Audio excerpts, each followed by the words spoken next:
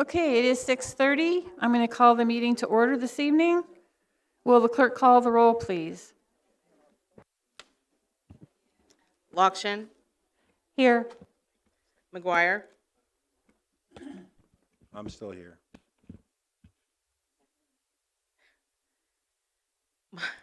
Michaels. Present. Pasalakwa, Here. Paul, Here. Rodriguez, Here. Storr, Present. Straub, Here. Summers, Here. Taylor, Here. Thorsland, Here. Vanich Theranot, Here. Williams, Here. Wolken, Carter, Here.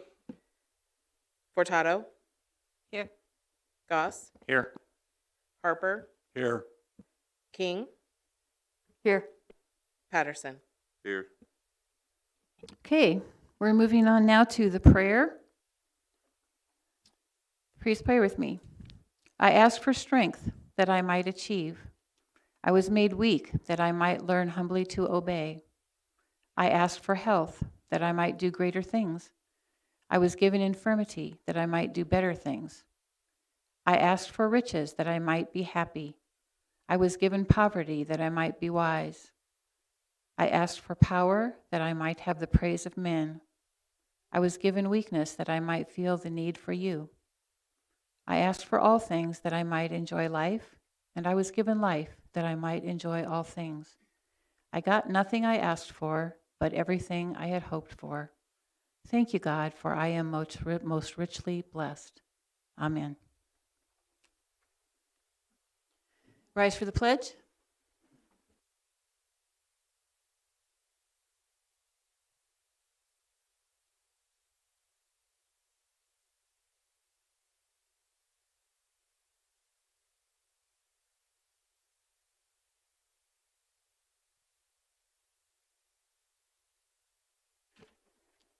Okay, will the clerk read the notice of the meeting again?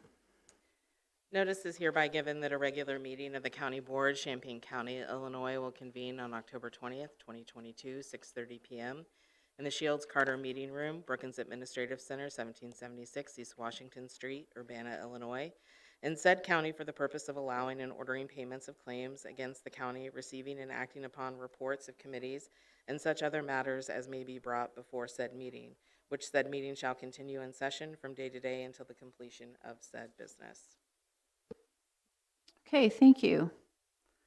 Now we will have approval of the agenda. I will note that we've had a request to move item 18B2, which is the presentation on the Muhammad Aquifer, to point C under item 10, which is the presentations toward the beginning of the meeting. Can I get a motion to approve the agenda with this change? Ms. Straub? Mr. Storr? Any further discussion on the agenda items? Okay, seeing none, those in favor? Aye. Those opposed? Motion carries. Next is the date and time of our next regular meetings. November is a little bit different month because we have the holidays to work around. Notice that the cow is on Wednesday instead of Tuesday because it is election day on Tuesday. And the regular meetings of the board are a little bit more scrunched together because of the Thanksgiving holiday. Next is the public hearing. This is a special thing that we do once a year. Actually, not once a year. We don't do this that often. This is for our bonds, which we don't do every year. So this next item is the public hearing to receive public comment on the proposal to sell, not to exceed $20,000, $20 million, general obligation bonds for the purpose of constructing a new jail facility next to the existing satellite jail, and not to exceed $20 million general obligation bonds for the purpose of renovating, repairing, and equipping the former County Plaza building for the relocation of various county offices. Any public that wishes to be heard has the opportunity to present written or oral testimony this evening, and I will now open the discussion for the proposed issuance of public safety sales tax bonds to consolidate the county's jail facilities by constructing an addition to the existing satellite jail. Are there any additional members from county board members?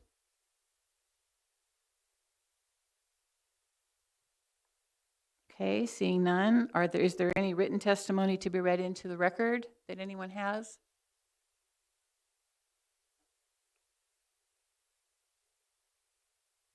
There is none. And are there any members of the public that wish to give oral testimony this evening on the bonds?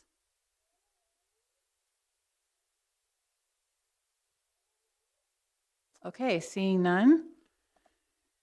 Are there any comments on the proposed issuance of public safety sales bonds? Seeing no further comment, I will open discussion for the proposed issuance of general sales tax bonds to renovate, repair, and equip the former County Plaza building for the relocation of county offices. Are there any comments from county board members about these bonds? Any written testimony?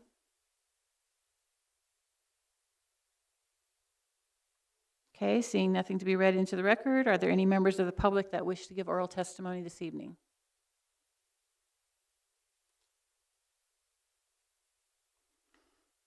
Okay, seeing none, no further comments. Can the executive get a motion to adjourn the public hearing section of the meeting? Ms. Michaels, Mr. Goss?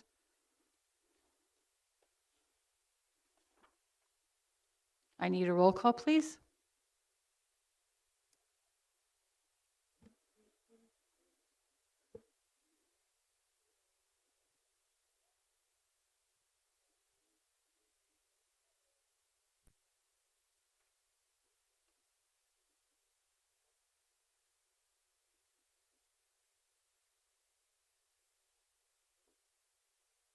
We need to close this portion of the meeting.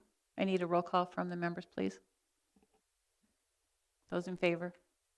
Those opposed? It's a roll call vote. Okay. Yeah. Thank you. Lokshin, Yes. McGuire, Yeah. Michaels. Yes. Pasalakwa. Paul, Yes. Rodriguez, Yes. Storr, Yes. Straub, Yes. Summers, Yes. Taylor, Yes. Thorsland, Yes. Banish Theranot, Yes. Williams, Yes. Wolken. Carter, Yes.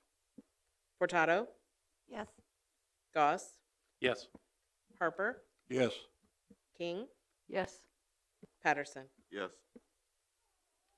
Okay, motion carries. That part of the meeting is closed. Public hearing is closed. Now we will take public comment on the proposed fiscal year 2023 budget. If any members of the public have anything to say about the 2023 budget, this would be the time to speak.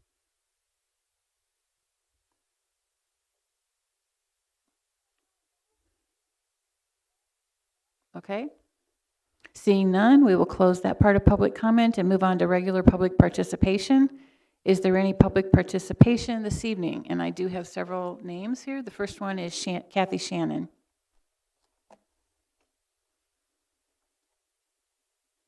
If you would push down the button in the middle on the mic, you'll see the light go on, and that means you're on.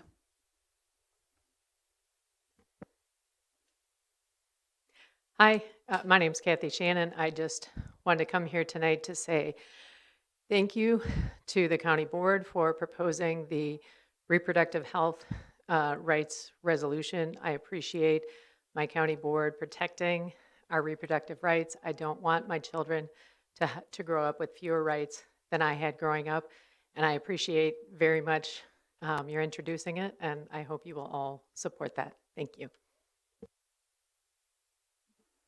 Thank you. Next is Alexa Patsalis.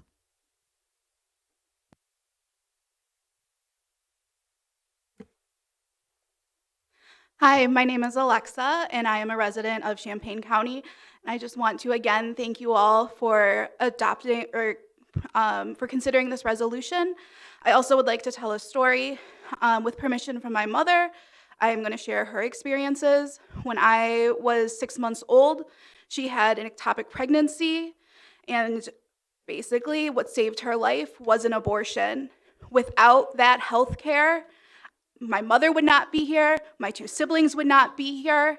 So please pass this resolution. It is important for all people, not just women, that this passes. Thank you. Next is Samantha Erlinger.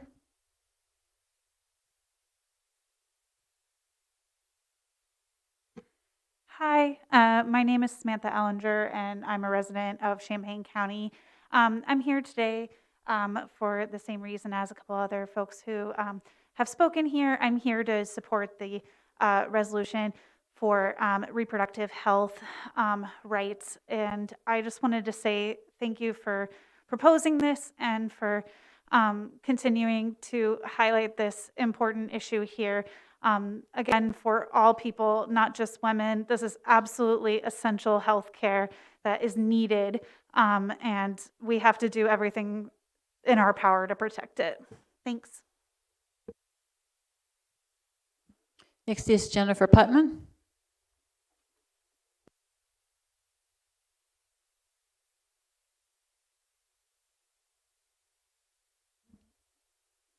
Welcome back to the boardroom, Jenny.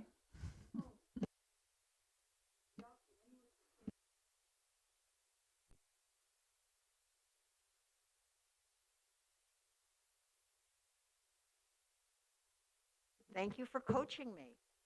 I pretty much echo the sentiments expressed by the preceding members of the public. I doubt that there is anything novel I could add to the discussion, so I decided to let a sweet bakery good speak for me. The cookies I brought are from Rick's Bakery in Urbana, Illinois. They are macaroons. Everyone has dietary concerns, so I want to tell you what's in the cookies. Almond, flour, egg white, sugar, salt, strawberry fruit, and with banana flavor, and countless ounces of empathy and respect. It's been 14 years since I sat as a voting county board member where you are sitting, but I remember what it is like to cast a vote that, though I felt it with every fiber through to the core of my being, that it was the right thing to do, knowing that a colleague at my left and a colleague at my right felt differently, with every strength equal to my own. This is very difficult, and I just want you to know that I respect you, and respect is what this resolution is about, I believe, so that women who are at a moment of crisis will, in privacy, make a painful, agonizing decision in consultation with a doctor, with friends whom they trust, with partners. It's like the decision that you make when you vote yes or no on Resolution 2022-233. Thank you very much for bringing it up, and I thank the preceding members of the public who spoke. I couldn't say anything other than what they have said already. Thank you so much for expressing my identical philosophies. And thank you, ladies and gentlemen, for considering this difficult matter. I know it's not easy, hence the cookie. I hope you'll take it in the good spirit with which I intend it.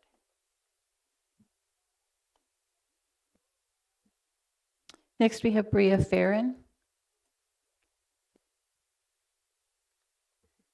My name is Erin. I'm a resident of Champaign County, and I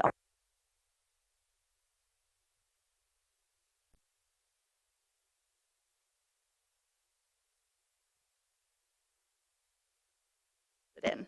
Okay, fantastic. I got it. I'm sorry. I just want to echo what everyone else has already said, and I want to also say that I am a graduate student, and I came here really not with any intention of staying here, but seeing a community that holds values that are so important to me makes me want to stay here. It makes me feel safe, and like there are a lot of places in the country where I don't feel like I could go to be safe, but just knowing that this community cares about my ability to access healthcare is very important to me. So thank you. Tessa Kirby.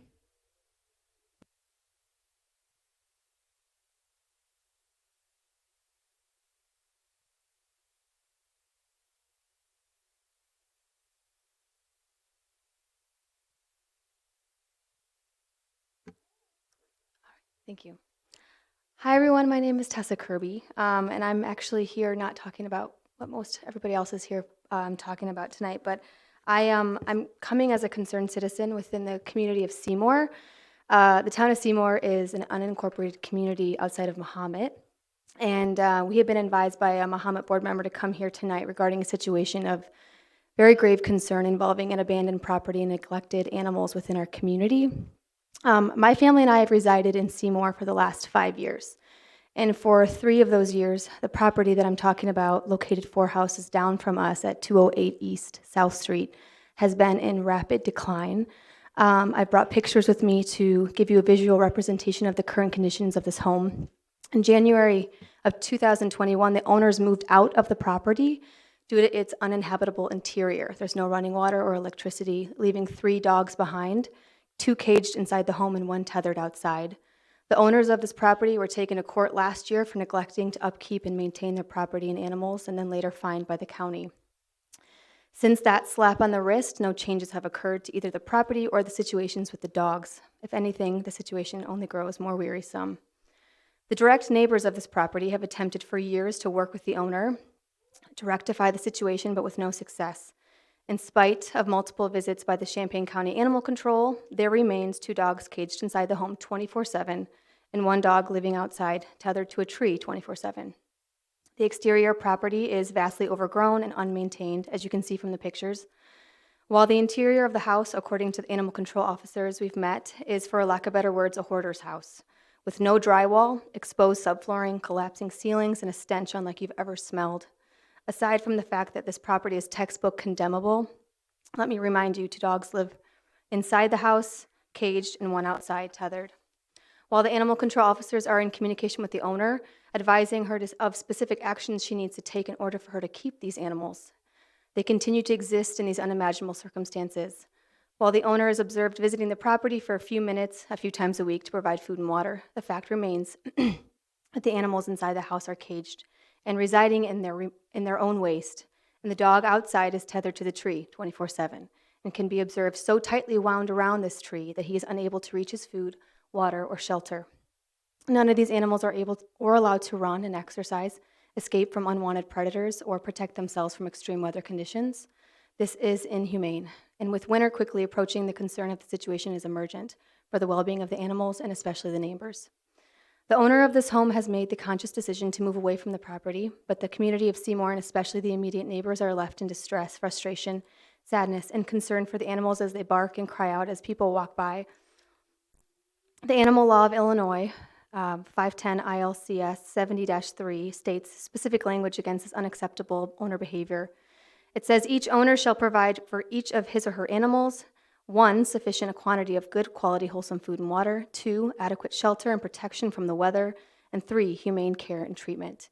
Natalie Manley, House State Representative, introduced 510 ILCS 70-1 and 70-3, and in it states that humane care and treatment of animals includes appropriate exercise.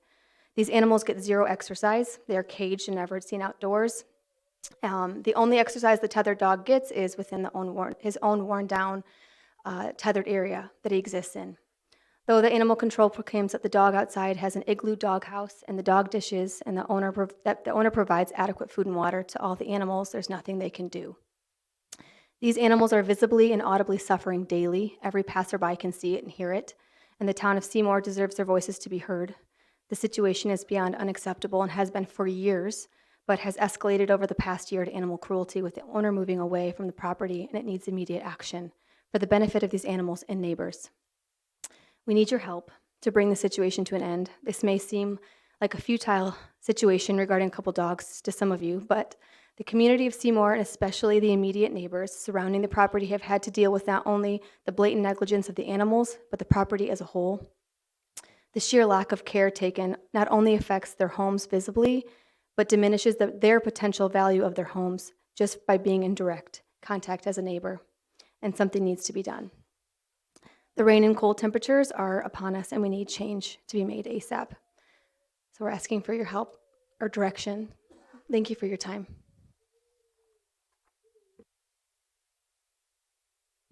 Okay, next is Chandra Bishop.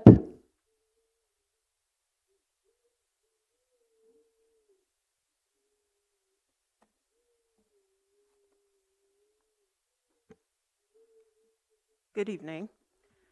My name is Chandra Bishop, and I am here to speak in strong support of the resolution declaring Champaign County as a champion of reproductive freedom. The Supreme Court's decision to overturn Roe v. Wade goes against the principles of democracy that are the core of our country. Reliance on the right to choose has been essential in advancing gender equality in this country. Access to reproductive health services has enabled generations of women and others to pursue personal, educational, and employment opportunities and life goals. It has helped to counter the long history of injustice that has limited the legal, social, and economic progress of women. Taking away the right to choose would reverse this critical progress and limit an individual's ability to participate fully and equally in society. The restriction on reproductive rights also expands beyond gender oppression. As a result, Black, Indigenous, and people of color, people with disabilities, people in rural areas, young people, immigrants, LGBTQ+ people, and people experiencing poverty are disproportionately affected by increasing the inaccessibility of reproductive health care. I am proud to live in a state that supports reproductive rights, so abortion remains safe and legal in Illinois, but the future is always uncertain, which is why I wholeheartedly support the resolution that reaffirms this county's commitment to reproductive freedom and bodily autonomy. Because if reproductive freedoms are weakened or overturned at the federal level, we know where our state and local governments will stand. So thank you to the board members who will support this resolution tonight. Leaders like you are who we need in this moment. Thank you.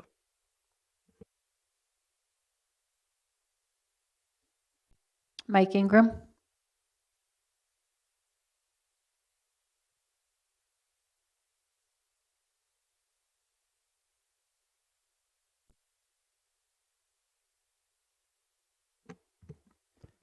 Hi, everybody.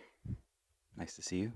Remind everybody in the audience and perhaps watching this at home that there's, I believe, 19 days left to vote in this election. Very important. I'll echo everybody's sentiments on thanking the board for considering this resolution. Why here and why now has been asked a few different times, and unfortunately that's the position that I believe people across the country have been put in. Living in a state that will always protect choice can sometimes make you complacent or leave you just generally unaware of how bad it can truly be for pregnant people in other parts of this country. Champaign's been in a strange limbo for a while where no surgical abortions have been available without driving an hour and a half, a result of a literal terroristic threat to a local clinic. This will always and forever disproportionately impact poor women, but more specifically women of color and even more specifically Black women, especially in the South. If you want to talk about pregnancy centers, we'll be talking about the insidious nature of how they further prey upon folks and then leave them behind. There's probably no easier way to keep people underfoot than to lock them into cycles of having babies and struggling to merely survive.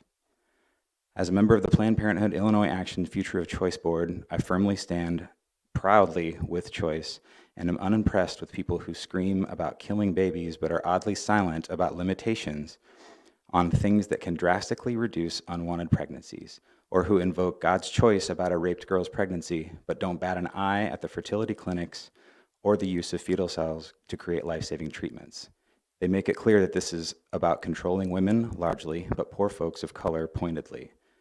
If you're not interested in comprehensive sex ed, firm teaching about consent to young boys, and free and plentiful contraception, you deserve to be kicked off of your soapbox. A reminder as well that increasing the minimum wage precipitously saves infant lives.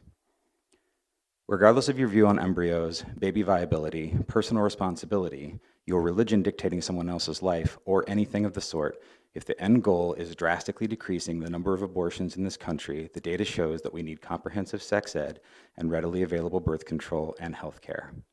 We can go a million rounds in the comment sections online if you like, but this is about statistics and data. While I'm fascinated by them, I'm not apt to be swayed by people who cling to outlier percentages. I apologize, I lost my place. If you truly think abortion is murder and the data says that we can basically eliminate abortions with better education and health care, how is that not your battle cry? Thank you. Is there anybody else in the public who would like to speak this evening? That's the end of my slips I have up here. Okay, seeing none, I will be closing public participation. Thank you all. Now we have a section on presentations this evening. We have several folks tonight to give us presentations about various topics. The first is Hope Wheeler and Katie Birmingham, who are from Clifton Larson Allen to present the 2021 audit, and I believe George is here to say a few things as well.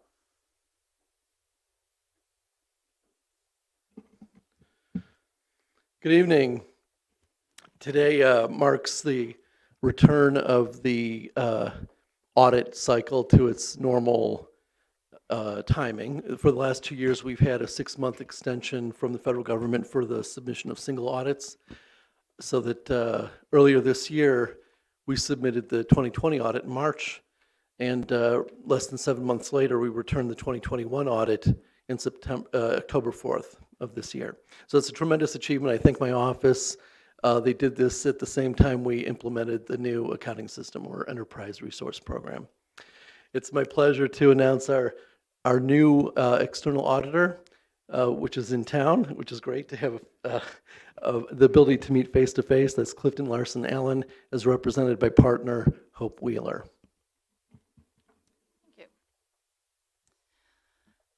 Yeah, I'm just here to give a brief summary. I believe you've all received the voluminous audit report in your packets. So just want to hit some highlights. We did issue an unmodified opinion. Unmodified meaning no modifications to our opinion, or a clean opinion that your financial statements are fairly stated in accordance with generally accepted accounting principles. We also issued a report on your federal funding, your federal expenditures. You're subject to the single audit each year, spending over $750,000 in federal funds. This year was a little more work than usual, I think, from previous years with a lot of additional federal funding. So we did test 4 major programs this year, and those are noted in the reports too. Within the reports, we do have a few recommendations in there. I'm not going to go through those in great detail, but talked about some adjusting entries that were made in the audit process, and then some areas for recommendations for improved internal controls or documentation of internal controls you do have, just making sure you have that accountability and audit trail documenting the controls you do have in place.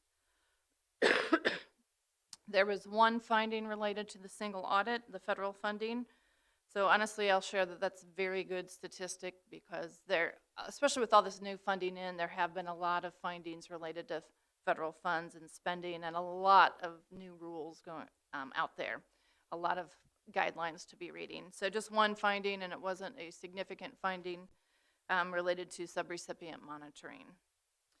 Did issue several other reports in the process, a management letter with just a couple of recommendations related to financial reporting. Also file a governance, or provided a governance letter to you as a board with certain items that our accounting auditing standards say we want to share with you directly, just about the audit process and the items we found, or lack thereof, that we didn't have disagreements with management, that we worked well with the teams and didn't run into any significant items that we wanted to share with you. Also assisted with the data collection form, and that is all filed and submitted, and I think all reports are done and submitted as of this point in time for 2021 related to the audit process. So high-level report there. Appreciate everyone's time and effort in getting us everything we needed, and our question after question as is part of the audit process. Available to answer any questions or get back to you if I can't answer that here. Any questions of the auditor? Mr. Goss. Yeah, I don't really have a question, but I sit on RPC board, and we thank you very much for having this done on time. It means a great deal to their funding. I'm glad to hear that it was a clean audit, and we appreciate and look forward to working with you in the future. Excellent department to work with, I'll share. Ms. Furtado. So first, Hope, I want to issue you an apology. You contacted me to kind of talk about the audit right when I busted up my shoulder, and I just never circled back to you, so I really apologize. I was in contact with George about the progress of the audit, so I wasn't like out of the loop, but welcome. I'm really excited to have you in town, and that's super fantastic. And I just want to say I've heard from a lot of departments that they appreciated the audit process this year. And they enjoyed working with you and your firm, and so thank you for that. And to George and your staff, getting this done in a timely manner and the short turnaround time, especially with the implement of our new financial system, I understand was no easy feat. So thank you all, and I appreciate, and to echo what Jim said, especially for some of our granting money, this is a big deal to get us back on schedule, and I greatly appreciate it. Thank you, Stephanie. Yes, thank you.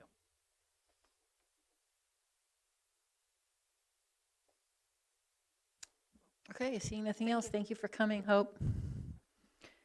Next, we have a report from Mimi Hutchinson, who's going to talk about the Champaign County Area Rural Public Transit System.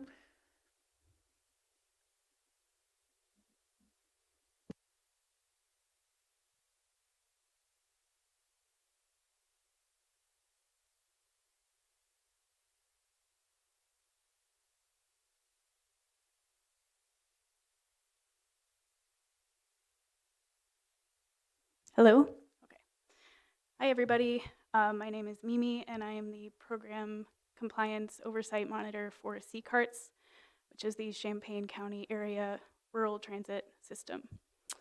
I am here to present our annual report, which includes some financial information and ridership information.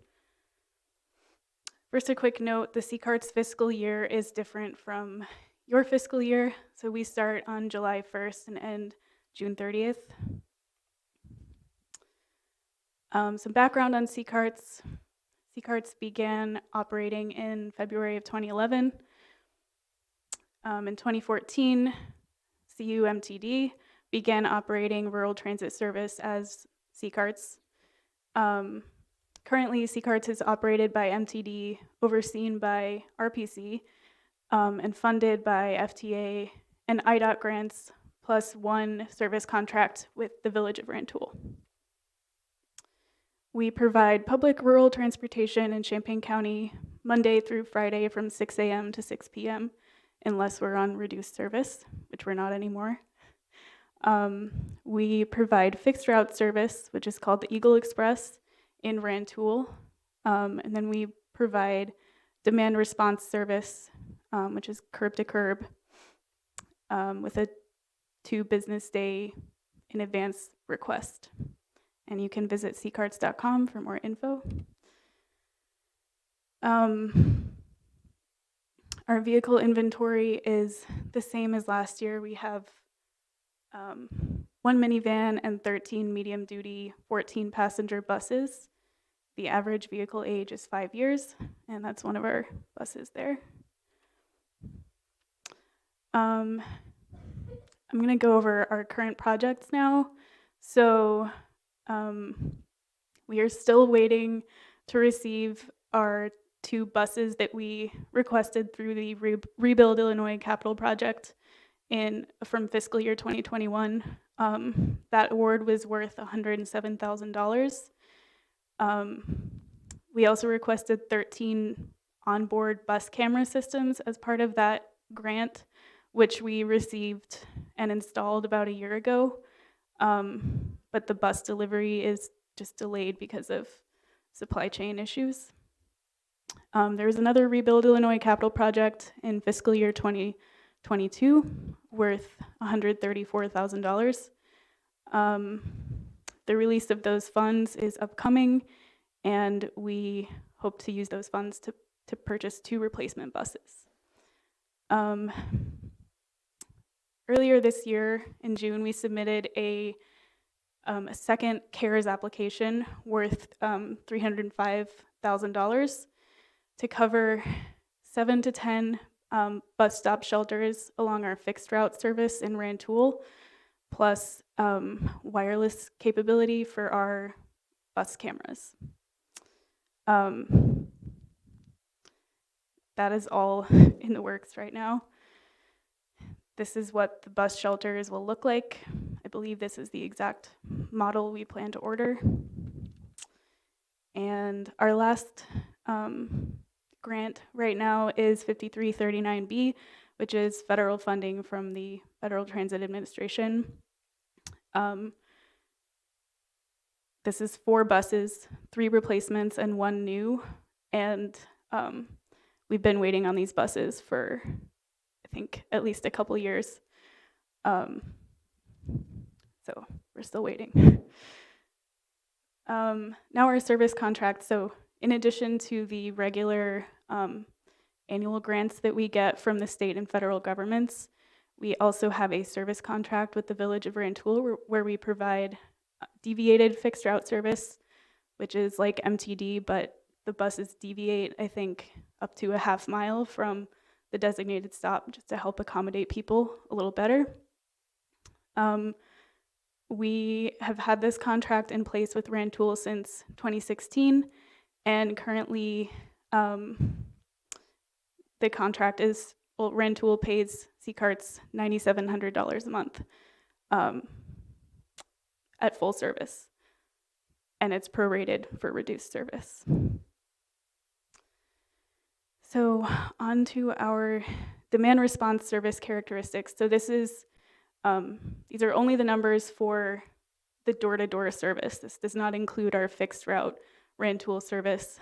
I will preface all this by saying fiscal year 2022, I'm comparing it here to fiscal year 2021, in which we had very inflated ridership numbers for a couple of reasons.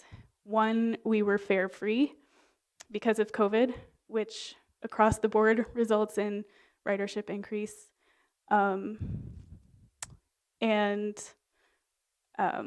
We also had all of our operators working during fiscal year 2021.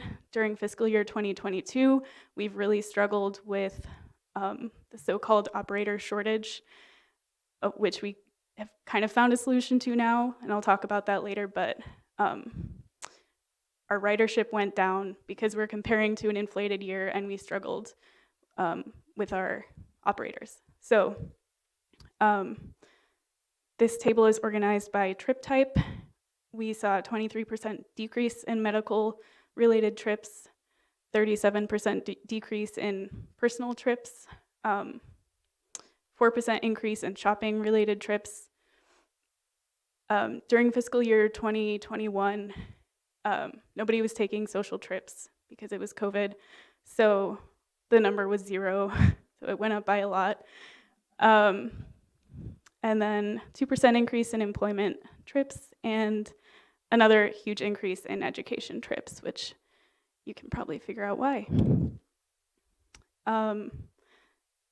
These are more demand response only characteristics. We saw a 6% decrease in trips for seniors or older adults, and a 19% decrease in lift use, which is when our buses drop down that lift from the front door to help folks in wheelchairs get on board. So in the first 2 columns, I broke it down, demand response on the left and fixed route on the right. We saw decreases in both categories. And then in the yellow box on the right, this is combined fixed route and demand response. We saw an overall 31% decrease in ridership from fiscal year 2021 and a 20% increase in trip denials. Again, that's because we're comparing to our record ridership year in which riding the bus was free and we were fully staffed the entire year. We saw a 5% increase in riders this year compared to 2021, which is great. So this is a really simplified breakdown of our federal and state grant funding.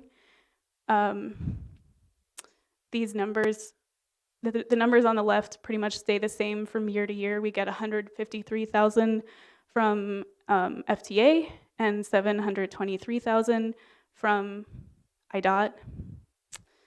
And we did not expend all of our state funding because we were not operating at full service a lot of the time, so we didn't use a lot of the money that we budgeted for, because we always budget for full service the entire year.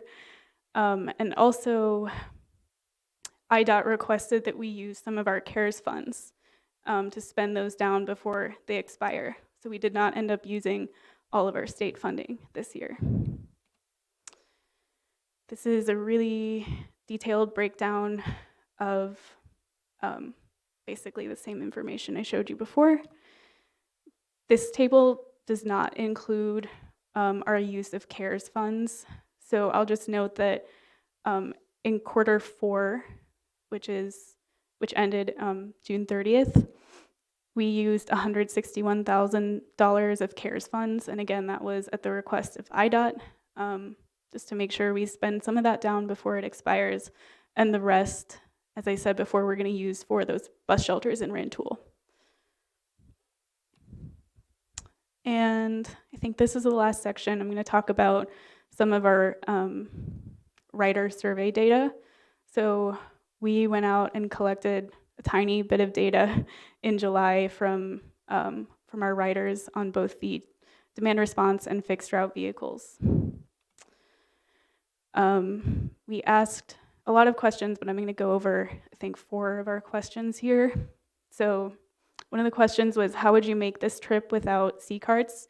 And to me, this is kind of a measure of transit dependence, because 40% of our respondents said they would not be able to make whatever trip they were making the day we went out to survey without C-carts, which is I guess a strong indicator that we have, a good chunk of our riders are dependent on C-carts. About a third said they would be able to get a ride from somebody else. 10% would be able to drive themselves, and 5% would be able to walk, bike, or use a mobility device. And I think there's like 10% left over that said other. We asked about obstacles preventing riders from using C-carts more often. About 50% said there are no obstacles. About 20% said our system hours are an obstacle. So like I said, we run 6 a.m. to 6 p.m. Monday through Friday. Across the board with transit, people want to see weekend and evening hours. So that's a barrier for a lot of folks. For 15%, personal health is a barrier or an obstacle. 10% said the advanced reservation requirements are an obstacle. For demand response, we do require at least a 2-day reservation, which can be a lot to ask of some people. And 5% are required to have a travel partner, either because it helps them feel more comfortable or because their doctor requires it for them, or they have a disability that requires that. So finding a travel partner can be a challenge for some people. And then trip frequency, about 42% of the riders we survey use C-carts 4 to 5 days a week.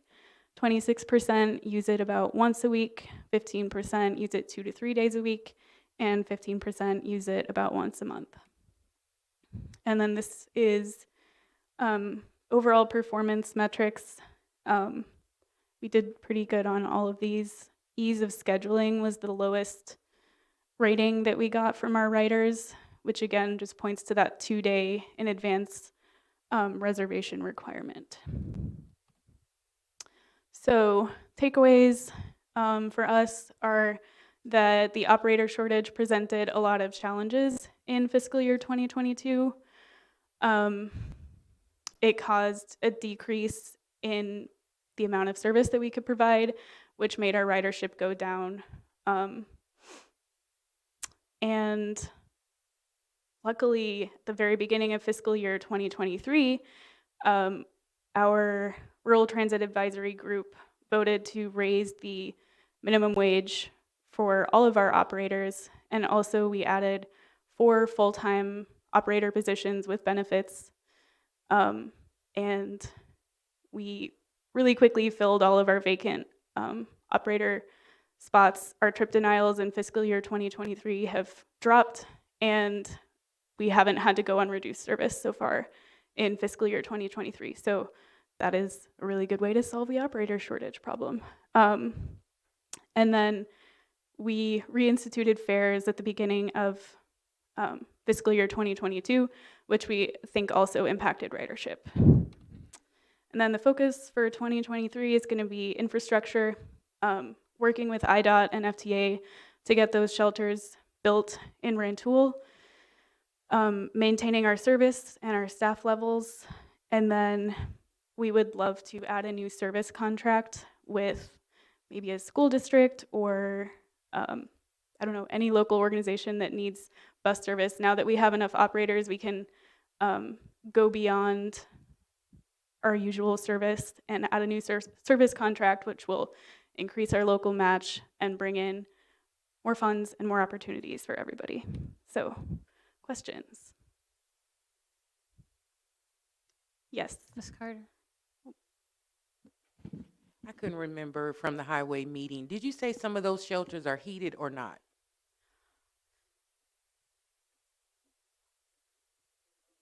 No. I don't think they're heated. Okay. And then the other question that I had, how often do the C-carts come? Or is it just by appointment only? So, Is there like a specific route like the MTD is what I'm asking? yeah, so we offer 2 kinds of service. One is you call at least 2 days in ahead, 2 days in advance and reserve a ride. If you're in Rantoul, however, we have a fixed route service there that works like MTD. They're designated stops. There's a schedule. It's called the Eagle Express route, if you want to look it up. But it only operates in Rantoul. Thank you. Go ahead, Jacob. Thanks for all the work you guys do. It's a great service. For the Rantoul one, is there any way to add some sort of mobile tracker to where the actual physical location of the bus is? Because a lot of times a bus schedule is great, but where it actually is I've ridden that one a few times, and it's a great resource. But if you miss it, then there is some cascading damages of that, and that also leads to maybe I'm sure you guys are always brainstorming contracts with employers. If a large share of your ridership is for specific employers, maybe that might be the best route for you guys to go to have steadier ridership and then more resources for people who use them for other things, or like maybe dedicated work routes. But overall, great job. Thank you. Yeah, I mean, now that we have all of our operators in place, we're open to considering service contracts and thinking about how we can fill in and expand our service. Can you remind me your first question? A bus tracker. Right. Yeah, so I know MTD has that, and I would have to talk to our operations director about what kind of technology is needed. I'm guessing that would require money. So yeah, we can talk about that. I think that's a really good suggestion. I just know I've waited outside a couple times for that one, and then you're 15 minutes before the time, and then you're spending the next 3 hours in Rantoul waiting for an Uber. Yeah, I know you can always call the C-Carts dispatcher, and obviously that's not optimal. Something like GTFS or GPS on Google Maps would be a lot more useful. But for now, you can call the dispatcher. But I'll talk to Evan Alvarez, the operations manager, about getting a more precise and accessible tracking. Mr. Summers? Have you received any word or notification when you might get your replacement buses or your new buses? Because you've been waiting a long time for those. We have, I think the last time I touched base with IDOT on that was over the summer. And I mean, they weren't able to provide an update. I know that for another grant that we get buses from called CVP, IDOT had to go out to bid again. Like they canceled their old bid and then went out to bid again because the prices had increased so much. So yeah, IDOT is dealing with a lot, and I think it's kind of out of their hands too. We'll just keep our fingers crossed. Thank you. Yeah, but all of our vehicles are doing fine, so don't worry.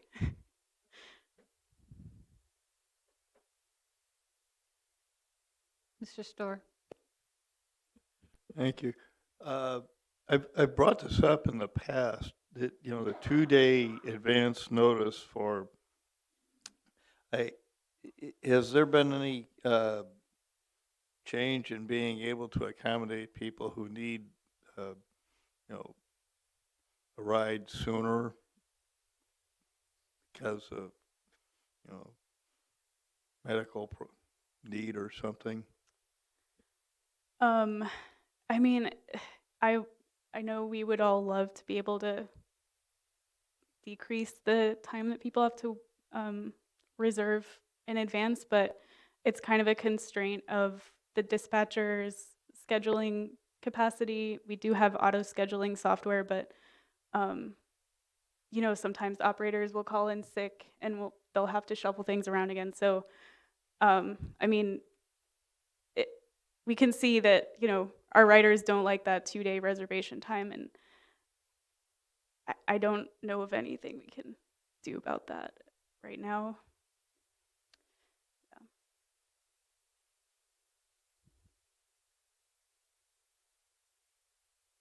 Okay, thank you for coming, Mimi. Okay, thank you.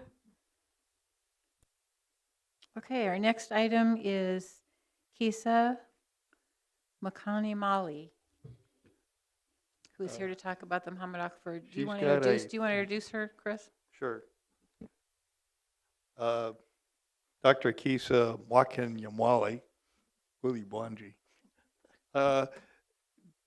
is a geophysicist from the Illinois State Geological Survey, and she's also undergone intensive training on this advanced airborne geophysics process in Denmark, I believe, and she's the lead researcher on this particular project. Thank you for coming. Thank you, everybody, for having me here today and giving me opportunity to speak about this project. I believe most of you, all of you, are familiar with it because it was funded by the Champaign County board members, and I would like to thank you for that. It's because of you that made this possible, and next month, November, it's going to happen. The helicopter will be here flying and collecting data. So the idea about using airborne geophysics to collect data and map the Muhammad Aquifer started in 2015, 2014. In 2017, we hosted a workshop where we invited general public, we invited city and county officials of all the 14 counties that are using Muhammad Aquifer. We invited Senator Scott Bennett, Senator Chapin Rose, and Representative Ammons.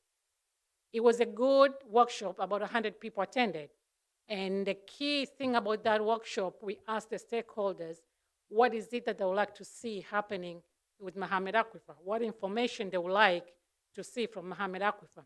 So you'll see over here, we printed out, we published the information that came out of that workshop, and you can download this book for free at this website from ISGS, Illinois State Geological Survey. And just to summarize, the key thing that the stakeholders needed to know was the quality of the Mohammed Aquifer water, the quantity, water security, among other things. So everybody wanted to know, do we have enough water? Everybody wanted to know, is it clean? Everybody wanted to know, in case of emergency, can I depend on my water? So all the counties, every stakeholder wanted to know that, but Champaign County is the front runner on it by funding it, and soon we are going to have an information about the water we use within the Mohammed Aquifer within the Champaign County. So I thank you again for that. So the university contracted SkyTem, is a company from Canada. They're going to collect the data. And as you can see, the red box is the entire Champaign County. The blue box is the study area. As you can see, we are going to map the entire aquifer. And we're going to go a little bit south of the Mohammed Aquifer in order to see the entire boundary, the size of the aquifer within Champaign County. And these blue lines on your left-hand side, these are the flight lines. So the helicopter will be flying east-west, collecting data. The flight line are spaced at 2,100 feet or 650 meters apart. And you can see that some areas, like around Champaign, Mohammed, Rantoul, and this other township, that you don't see the flight lines. So this is because of FAA rules. They say you cannot, a helicopter carrying a sling load cannot fly over buildings. Also, where we have buildings and where we have infrastructures, there's a lot of metals. Those metals will cause noise on the geophysical data, so we're not going to fly around those areas. But that is not a cause for concern because we are going to use ground-based methods to map that area. So we're going to get geophysical information, but we're going to do by ground-based methods. And we're going to drill one borehole around Champaign area, around, township, city of Champaign. We're going to drill one more borehole. So speaking of safety, is it safe to be exposed to electromagnetic fields? The answer is yes. And as you can see, you are being exposed to electromagnetic fields every single day, from the bulb you use at home to a hair dryer when you are drying your hair. For example, when you're in your house and you have appliances running, you are being exposed to electromagnetic field. When you're taking electrical train, you are being exposed to electromagnetic field. But as you can see, the electromagnetic field from electric trains, they're almost 100 times higher than what you get from SkyTem equipment or airborne geophysics. So it is safe, but the only concern that we have, or the only concern that you can have, is with animals, especially horses. They're known to be afraid of the noise. So as the helicopter is flying, horses are known to be scared. It's not happening all the time. Some surveys have reported just quiet animals without any problems, but that's something that can bring issues. And that's why I'm here today, to bring awareness about this project. And if you can help spread the news, and I'm going to reach out to Farmers Bureau, Highway Commission. I'm going to reach out to a lot of people to just spread the news so people are aware when they see the helicopter flying, they know what's going on. And the animals can be protected if it's just closing the gate or whatever measures they can take to protect the animals. But it is safe, no cause for concern. So what information really are we going to get from this study? I have a couple of examples. The colors you're seeing in this very first image represent different geological units. So for example, when you see low colors, the blue colors, it represents clay. And when you see high colors, it represents sand. So this image was taken in Denmark, and the geology in Denmark is very similar to what we have in Illinois. So you get a picture like this, it is going to show you the size of the aquifer. Like what we have in this image on the left was taken in Nebraska. They are able to map the size of the aquifer. They are able to map the aquifer volume, how much water can it hold. They were able to calculate how much water can be extracted. So you can see information like that is very crucial for water supply planning, knowing how much water you have and how much can be extracted. Every single day you use water, you know how much is left and how much can be extracted. More information, this study was done by USGS at Mississippi Valley. They're able to calculate the base of the aquifer elevation, so how deep is the aquifer. They're able to map the aquifer thickness and confining and connectivity of the aquifer. So where do we have recharge? Where is it confined that the aquifer water quality there, it's very safe. So knowing water quality, knowing water quantity, again, it's very crucial for water supply planning on everyday usage of water. So we are looking to use or to obtain information like this, and we're going to provide the Champaign County with that information. If it's going to be used for water supply planning or just for awareness, that's left to the Champaign County to decide once you get that information. So what is the timetable? This is just estimated timeline. We are in November. We are in October. Today I'm speaking public event to describe the project timeline. So in November, we are going to collect the data. So this again is just an estimate, but November is already confirmed that the helicopter will be here. And not necessarily that we'll finish the project in 2024. We might have data ready before 2024 and deliver them to you, but usually 6 weeks after the last day of the survey, the company will deliver preliminary results. That preliminary result is just from the airborne data collection.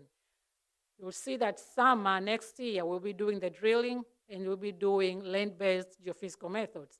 So I will combine those land-based methods or land-based data and the drilling to the results that we get from the airborne. And from there, we'll be able to create new geological models and do all other estimation that can be used by the county. So whenever that data is ready on or before December 2024, we'll be able to deliver the data or the results to you. So like I mentioned, that SkyTem will be on site starting Tuesday, November 15th. They will be here, they will do some testing, they will do some maybe test flight, depending on the weather. But the first day of acquisition is tentatively planned for Saturday, November 19th. It might be sooner than that, it depends on the weather. But before that or after that, we are going to schedule what we call Media Day. So we're going to invite the media, we are going to invite county officials, we are going to invite city officials, and even the university officials are going to be there to speak about the project. So we're going to extend an invitation to each one and every one of you. Whoever would like to come, we'll confirm the data. Right now, the day. Right now is November 21st. We know that's Thanksgiving week.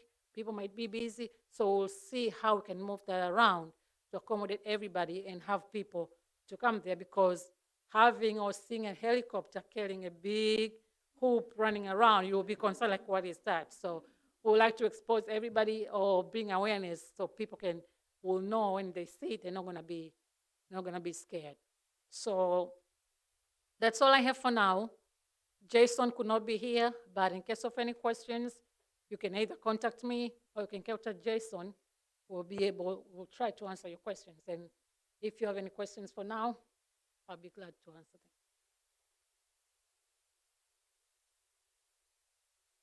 Ms. Furtado? Just big thank you to Chris and to you for putting this together. This was an important, I can't think of anything more important than our water and our water quality, and the fact that we were able to do this through the ARPA funds is very exciting. One request I have is make sure that you get some good pictures of your team, because we want to put a report on how we've done all our ARPA funding together. So we definitely want to make sure that we're at Media Day, that we want to, acknowledge the work that you've done through that. One question I did have is, looking at the map, I noticed the very bottom of the county isn't being mapped, and is that just because of the level of funding, or is this aquifer not go that? Just it looks like there's like a little missing piece. So that's a very good question.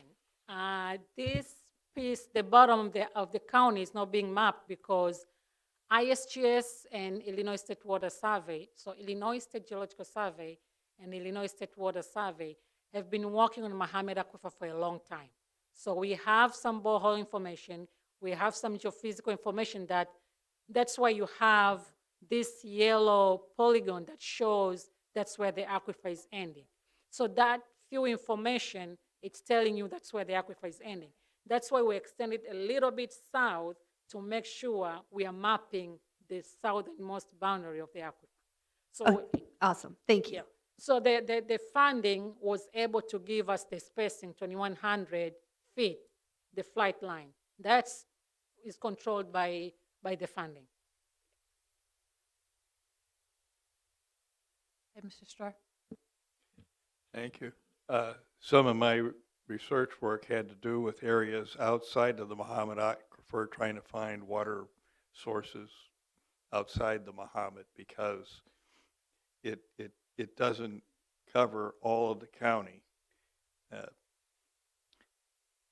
I'll just go on to say that only a few days ago I was up in Chicago at a meeting, and the Illinois State Water Survey presented results of some of their studies, and the city of Joliet's water, the aquifer that supplies the city of Joliet, all of that water will be gone by 2030. 2030. Some of the other communities in the area will also be affected. They will not have, the water in the confined aquifer will be gone for them. That'll include individuals. Other communities will have water until 2050. We're very fortunate to have the Illinois State Geological Survey and the Illinois State Water Survey and the university behind us to help do this important research to help us determine ensure the sustainable water quality and quantity for the indefinite future of the Muhammad Aquifer.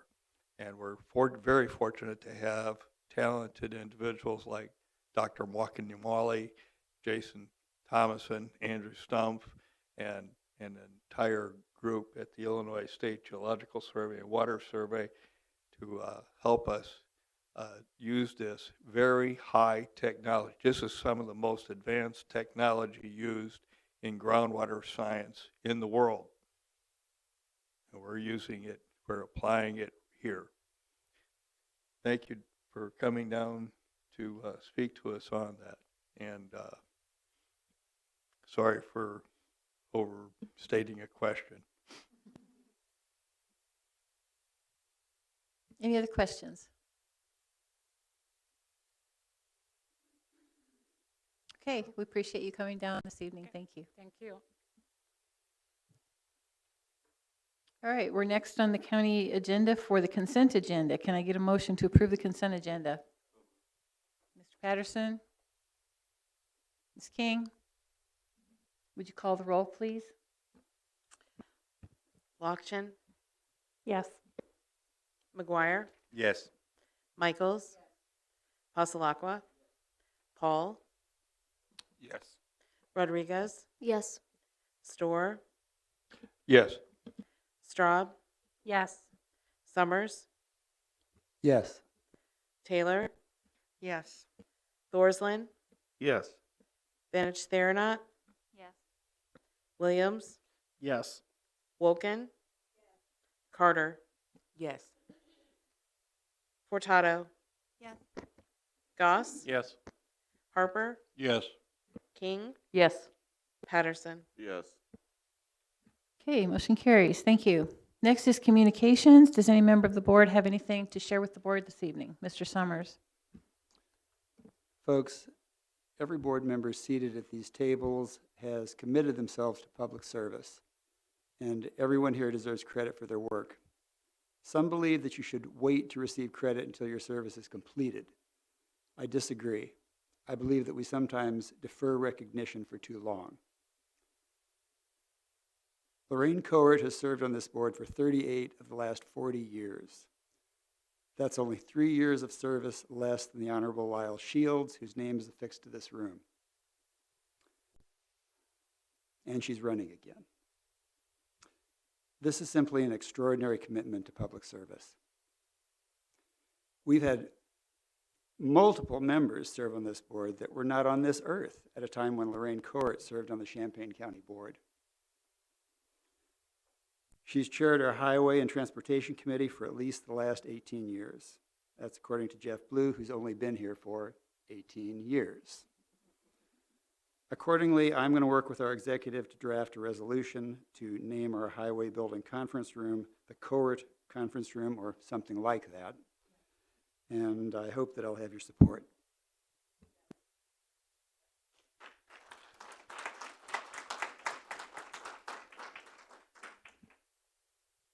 Okay, Mr. Storr, do you have something? Thank you, County Executive Kleppel. I just want to call to attention that the Champaign County Board provided $245,000 of ARPA funds to help promote the use of cover crops to help reduce soil erosion, improve our surface water quality, and actually can, from what I've learned in working with individuals with cover crops, it will help also reduce the amount of fuel and improve soil quality by use of the cover crops.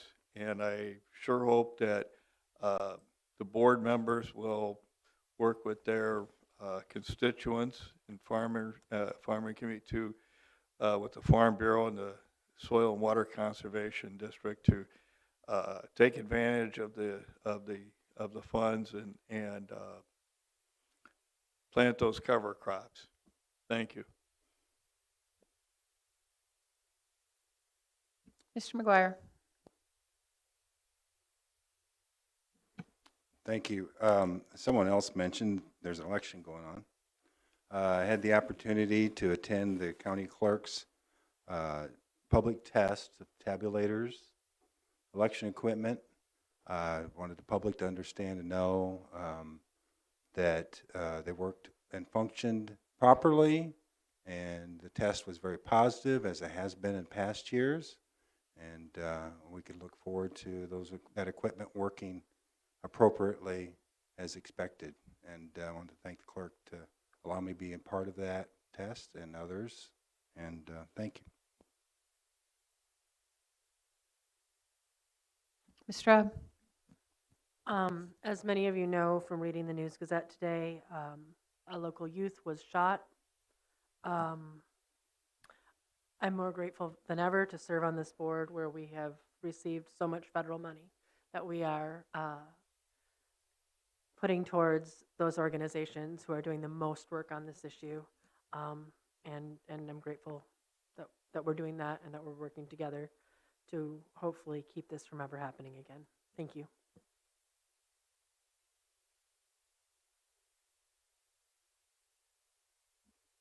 Okay, seeing nothing else, we'll move on to approval of the minutes. Can I get a motion to approve the minutes of September 22nd, 2022? Mr. Thorsland, Mr. Goss, any discussion on the minutes? Those in favor? Aye. Those opposed? Motion carries. Next are the summaries of action for County Facilities Meeting, October 4th, 2022. The Environment and Land Use Committee, October 6th, 2022 meeting are received and placed on file. And then next we move to areas of responsibility. The summary of action taken on October 11th at the Committee of the Whole is received and placed on file. We're down to item A with the policy chair. Mr. Storr, would you like to make the committee's recommendation for item number 1? Caught me off guard.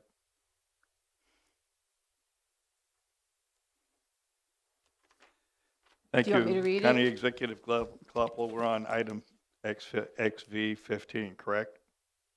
Okay.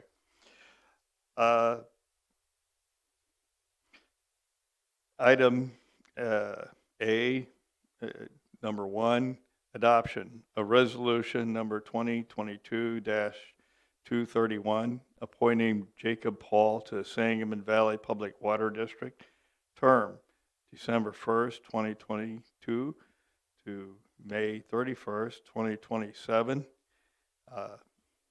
I need a second, please.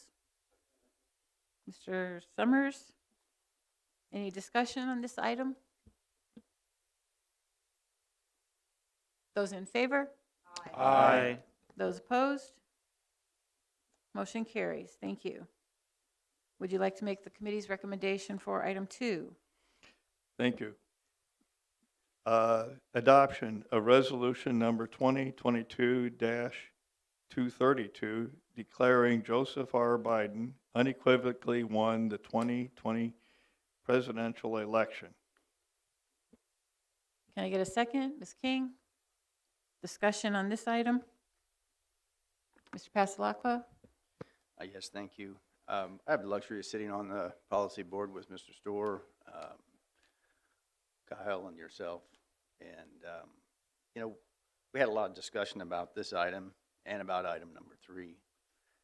And my comments on these items were that I didn't have a lot of respect for the placement on the calendar because they're obviously contentious items. They're items that are being used in political slogans for good and for bad.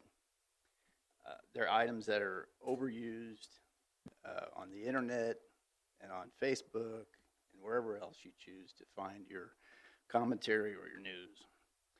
And I explained to that board that I personally have no qualms with the fact that the Electoral College certified the election and that Joseph Biden was the president. And I also stated to that board that I'm not a woman and I've never been faced with that difficult decision, and that I would never hold anybody back from that kind of decision. But that I vehemently oppose putting things like this on this board at this time on the calendar to obviously create this hot button issue that some of us in this room take to themselves to make huge assumptions and sling negativity on the internet, which, by the way, is what this board has become. And that's shown every meeting because of the lack of progress that we make. And I respect the testimony of every person in this audience. And I hope that I would never be faced with a decision like that, or I would never possibly lose a relative because of some issue that they were prevented to do with their health care. And I explained to that board, policy and personnel, again, how disappointed I was with the placement of these and the one other resolution that was written and removed, which we won't go into today. And I think it's sickening that a no vote on these resolutions, simply because these resolutions don't fall in the jurisdiction of this board, would lead anyone to the assumption that someone like myself would prevent someone else from their health care or their well-being. When I sat on the zoning board with Eric Thorsland, we looked at what is this doing to the people in the neighborhood? What is in the best interest of the community? What can we do to help people's quality of life? And I'm the same person. I care about their quality of life and the people who didn't come here to testify. And I don't have a cute t-shirt to prove it, okay?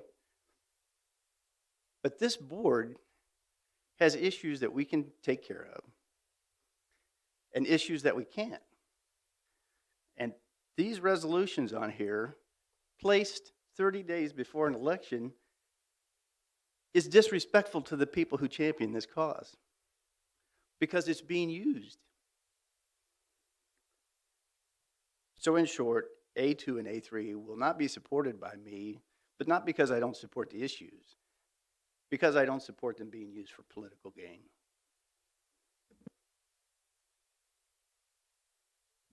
Anything else, Ms. Furtado? Speaking to this one, and I might speak to the second one later, I do think that they're germane to this body. I know I say as an historian, I say that a lot. Democracy is precarious, And every generation has to affirm the trust that is given to us in the somewhat audacious idea that people in power will willfully give up that power because of the popular will of the people. We, as a collective elected body, play very specific roles in that trust. We vote on issues that have to do with electoral process. We have people go and make sure that it's being followed. As Mr. McGuire discussed, we fund that process. When I stand up in this room and monthly pledge an oath to this country, part of that oath to me is, I think, one of the most important things we do as elected officials. When people ask me, what does the county do?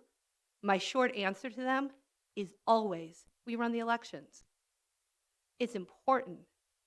I don't think that saying that it's a hot button issue should let anybody off the hook of voting on that issue. You could say that it's a matter of process. To me, this is one of the most important votes that I've taken. I think that, I'm just going to be blunt, I think every single elected body in this country that has anything to do with elections should be taking a vote like this. This is important, and I think it's very much germane to this body. Mr. Thorsland? Thank you.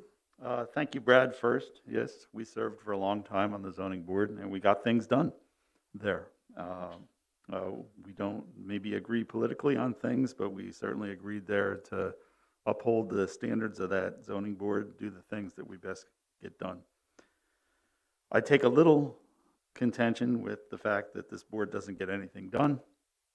I think in the past 2.5 years or so, and especially since the ARPA money was introduced, we've done an amazing amount of stuff. I think that if you think we're not getting things done, let's just focus on that. I think Kathy Larson presents later on this evening a whole lot of things that we've gotten done. Some of the biggest things that have plagued the county for a long time have gotten done in the past 2 years. We are finally addressing the jail issue. I first ran for this board in 2008, and we were talking about it then. So we're getting things done. Secondly, thank you, Stephanie, because you saved me a lot of time. I think it's really important, and I will say that I don't think most of the members of this board have a problem with who won the election, and thank you for understanding that. But there are people that are in the orbit of the county that may be running for an office that don't believe Joe Biden won the election. And I think it's really important for this body to pass this resolution and affirm that that's happened. And I don't want to say it's not our fault that this is on here, but I support it completely. And I think had post-2020 election mayhem not happened, there would be no need for this. But clearly that wasn't the case, and there is a need for it, for both of these, and I support them both. Mr. Goss? Thank you. Hillary Clinton, Chuck Schumer, Nancy Pelosi, Jerry Nadler, Dick Durbin, Stacey Abrams, and Joe Biden, as well as many Democrats on this board, were all election deniers in 2016. You all thought that the election was stolen. We're wasting our time on this. Unless we're going to do this every presidential election, and we're going to agree that whoever wins is going, we're going to put a resolution in our books that says, yes, person A, person B won the election. Let me be clear. Joe Biden won the election. They certified the election in the Electoral College. I have no problem with that. I may not agree with him as a president. I certainly don't. But he is the president. I know that. I'm not going to support this kind of a nonsense resolution. Or we might as well start planning to do this after every election so that we can affirm that somebody won. Don't tell me that this only happened in 2020. This happened in 2016, and it carried on for 4 years. We didn't have to bring this to this board in 4 years. Now, okay, if we're going to continue to do this, let's just fill our books with nonsense resolutions. I won't be supporting this one. I won't support the next one because I may not support abortion in the context, but it's the law of Illinois. It's a state law. And guess what? As this county board, we can say that we support or don't support abortion, but it's not going to matter because it's a state's law. And that's what happened when they overturned Roe. They pushed it back to the states. Illinois is never going to go away from that. I'm not that silly to say that. And that's okay. It is what it is. I've not been faced with that. I don't want to speak for a woman. It's their right to do what they want to do. Just because I don't agree with it, there's a lot of things that we all talk about that we don't agree on, and that's fine. You don't have to agree with me. I don't have to agree with you. But again, putting these resolutions in our books just so you can make a Facebook post and say Republicans don't agree or they do agree with something that you don't, that's great. Go ahead and put it out there right before the election. I know that's what you really want.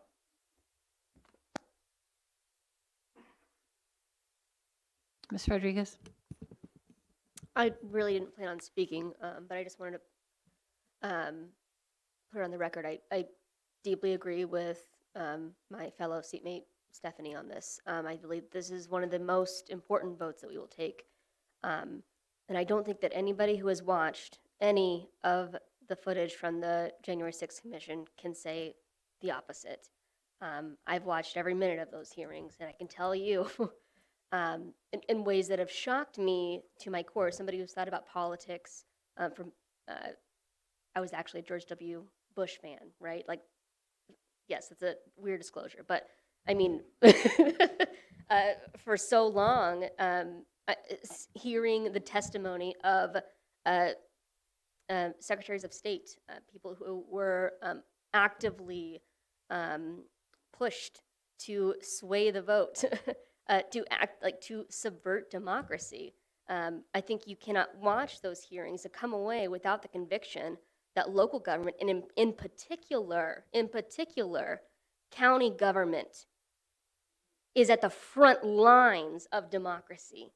And certifying those elections is our job. It's our sacred. We have to look over it. We owe that to constituents. So again, I think I encourage folks to watch any of the hearings, in particular the ones that are associated with local government. And again, I walk away from this vote with conviction. This is something that we absolutely need to do. This is not political grandstanding. This is something that we really owe it to. Yeah? That we owe it to constituents to do. Thank you. Ms. King? Just to put it on the record for people that might have short memories, Mr. Goss used to proudly wear a Make America Great hat again every single freaking meeting.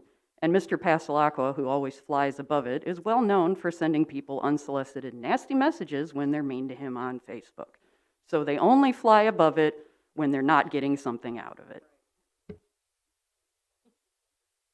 Ms. Michaels?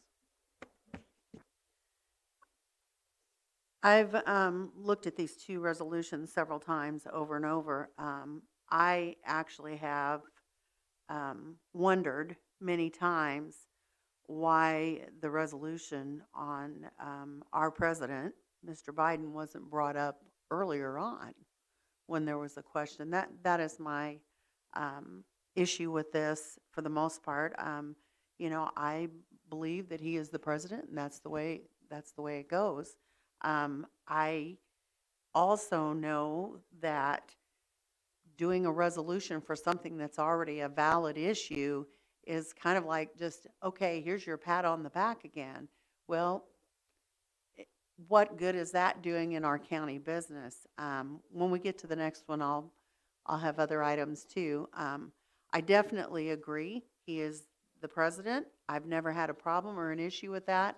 I do have concern and question about reiterating something that already has been fact for quite some time that is just now coming up into the county board. If it would have come up, last year or something, we would have, okay, there's been an uprest, there's been some things that are causing some concern and questions, but I don't think there's really been that much question as far as our board responsibility. And that's just my own personal opinion. Ms. Carter? I want to echo Dr. Furtado and Ms. Rodriguez. I watch those hearings.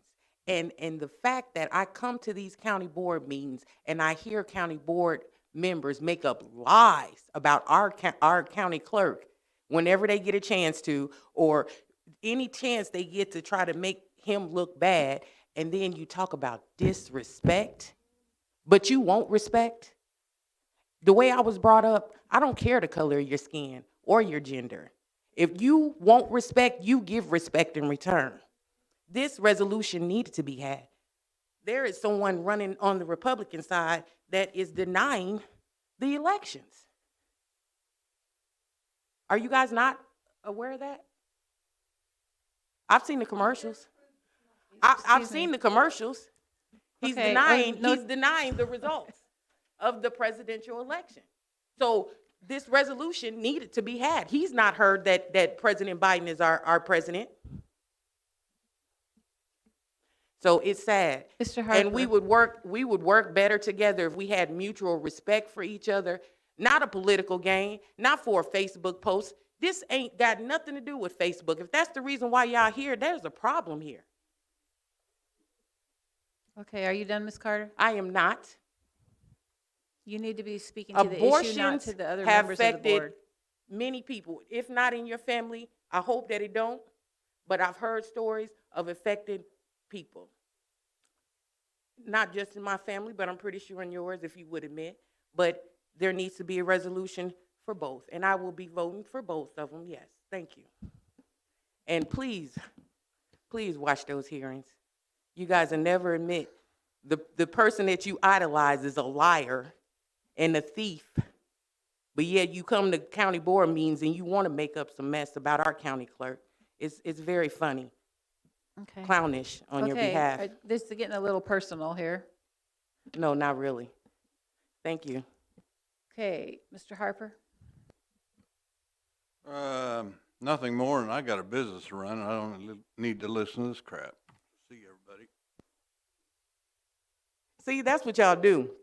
Y'all get up and leave when Are there people any speak the other- truth. are there That's not any- right. That's not right. Y'all should get tired of doing that. Y'all should get tired of doing that. Ms. Carter? Okay, excuse me, we're not going to talk across the table, please. Ms. Carter, no. I worked my You butt don't have off, the floor. and I got a business. I do the same thing, sir. Okay, And I never excuse leave a me, meeting, you do sir. not have the floor.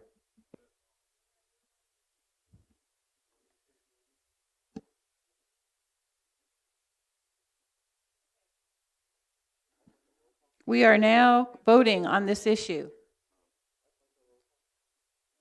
Mr. Williams has asked for a roll call.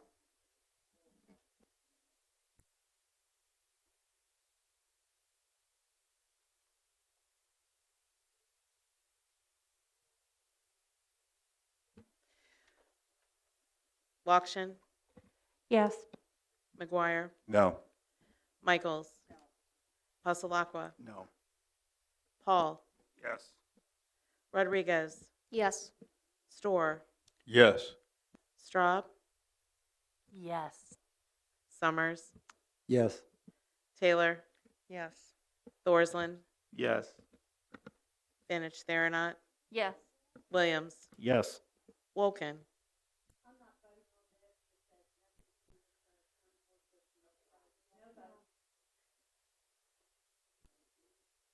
Carter, Yes.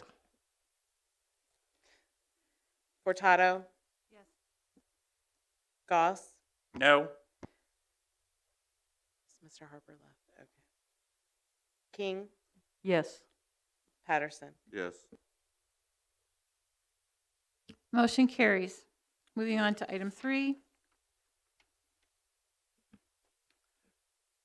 Would you make a motion for item 3, please? Yeah, I'm getting right onto it. Adoption of resolution number 2022-233, declaring Champaign County a champion of reproductive freedom.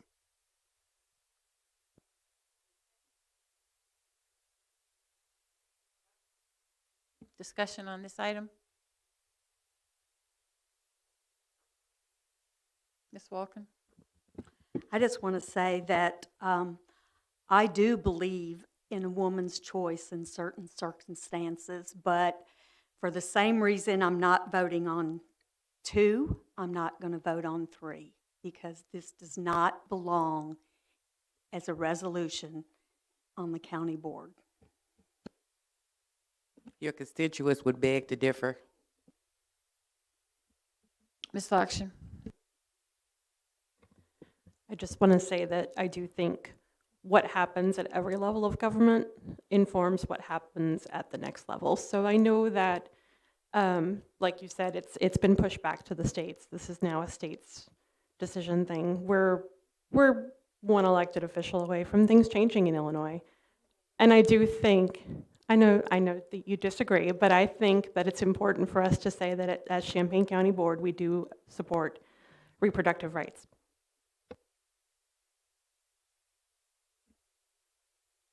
We ready to vote? Roll call. Roll call, please. Lokshin, Yes. McGuire, No. Michaels, Pasalakwa, Paul, Yes. Rodriguez, Yes. Storr, Yes. Straub, Emphatically yes. Summers, Yes. Taylor, Yes. Thorsland, Yes. Vanich Theranot, Yes. Williams, Yes. Wilkin, Carter, Yes. Furtado, Yes. Goss, No. King, Yes.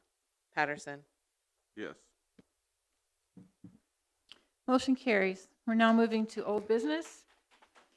Can the executive get a motion for adoption of resolution number 2022-192, appointing Deborah Grease to the Beaver Lake Drainage District, term ending 8/31/2025? Thorsland. Mr. Storr, second. Ms. Michaels. Discussion? Mr. Pasalakwa? I'll make reference to Eric and I's time on the zoning board once again, when we both had experience of sitting with Deb Greist, and found her to be an outstanding member on that board, and I would expect nothing less at this point. Mr. Williams? I would just like to add, I voted yes the first time. I voted yes the second time this came up, and I intend to vote yes this time. Was this the second? Oh, well, I've heard a lot about this. I keep voting yes.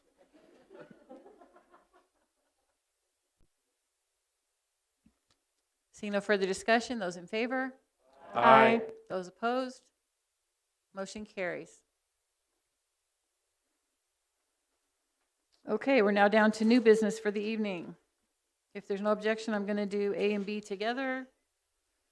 Can I get an omnibus motion for adoption of resolution number 2022-234, authorizing purchases not following purchasing policy, and adoption of resolution number 2022-235, authorizing payment of claims? Ms. Furtado? So moved.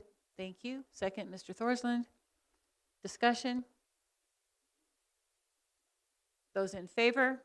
Aye. Those opposed? Motion carries. Thank you. If there's no objection, I'll take the next two together as well. They're both about the same thing. Can I get a motion for adoption of resolution number 2022-236, authorizing execution and amendment of downstate operating assistance agreement, and adoption of resolution number 2022-237, authorizing execution and amendment of federal 5311 grant agreement. Ms. Taylor? Second, Mr. Summers? Mimi is still here, I believe, if you have questions. Any discussion? Seeing none, those in favor? Aye. Those opposed? Motion carries. Thanks for staying, Mimi. Can the executive get a motion for adoption of resolution number 2022-238, authorizing the Champaign County Executive to execute an agreement between the county and the East Central Illinois Building and Construction Trades Council regarding a project labor agreement for the county plaza renovation project? Mr. Summers? Second, Ms. Fenich Thernot. Discussion? Seeing I don't want a none? discussion, I want a roll call because my votes aren't necessarily heard to the public appropriately. Thank Okay, you. we'll do a roll call. Thank you. Would you do the roll, Angie? Auction, Yes.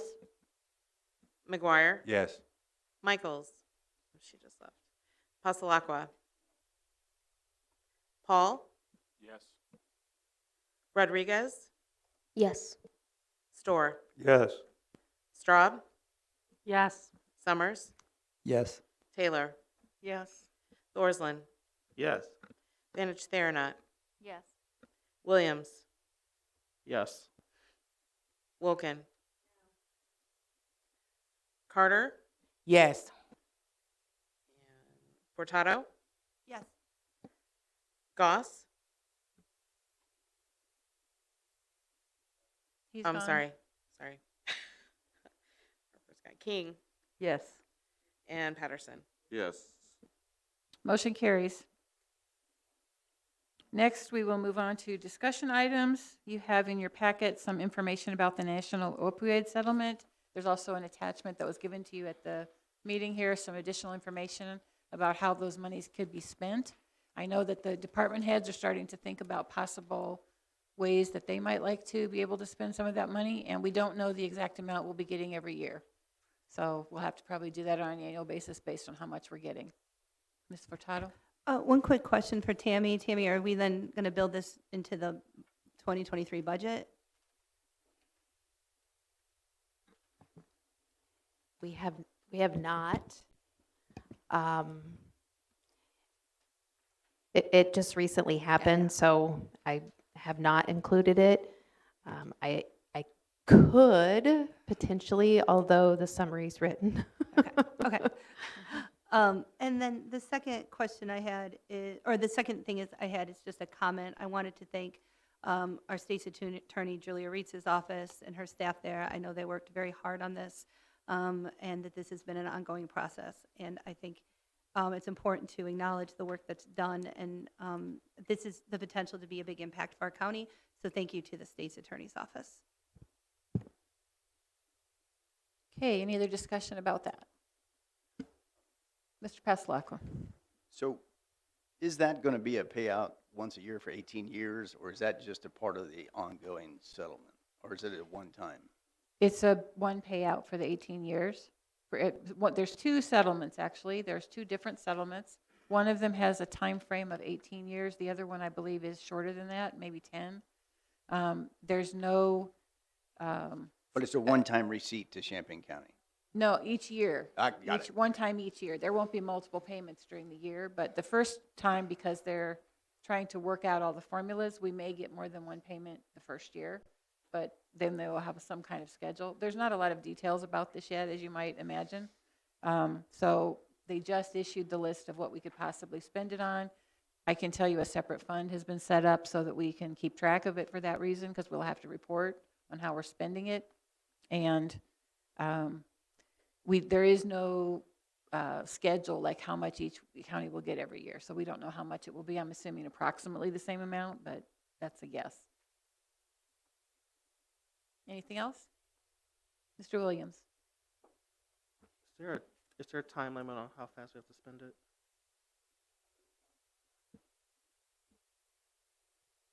Mr. Storr? Thank you. Something's kind of missing from this. And I remember back several years ago, we had a lot of deaths in Champaign County because of drug pushers, drug dealers, who, in an effort to make a profit, got their different products with fentanyl, and perhaps too much, and caused a number of deaths. The money that we're getting for this opioid settlement, all we've talked about is the money, and I think something ought to be said about the human cost that that was endured, and so I just make that statement. Thank you. Yeah, it isn't just about the money. It's about the opioid pandemic and its effect on people, which is why we're getting the money, to be able to take care of some of that and prevent it from happening more. Okay, the next, yeah, sorry. Kyle? As we move forward and, making decisions about how to spend this money, I think it's important that we include public health in the conversation. They're one of the only local entities that is actively and currently doing this type of harm reduction type work. And I also hope that we focus on funding preventative and not necessarily enforcement.